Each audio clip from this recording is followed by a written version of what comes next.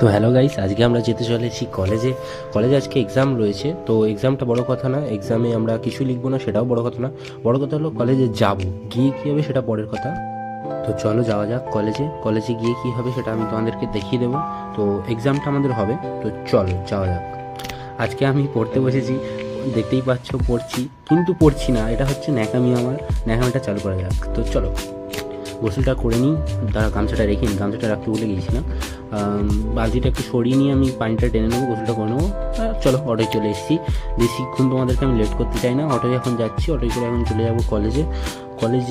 তো এক্সাম আছে আজকে, তোমরা তো আগেই বলেছি আমি। তো চলো যাওয়া যাক, স্টেশনে চলে যাওয়া যাক। স্টেশনে চলে এলাম, তো আজকে একটু কুরকুরে খেয়ে নিলাম।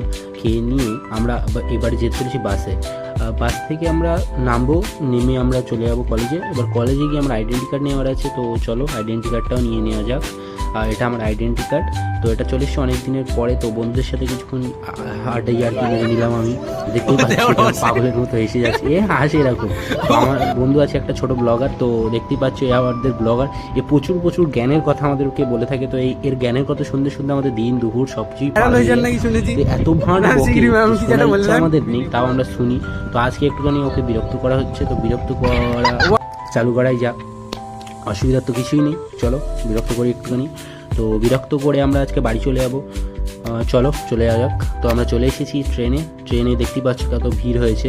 তো ট্রেনের ভিড় ঠেলতে আমরা এবারে বাড়ি যাবো। তো চলো বাড়ি যাওয়া যাক।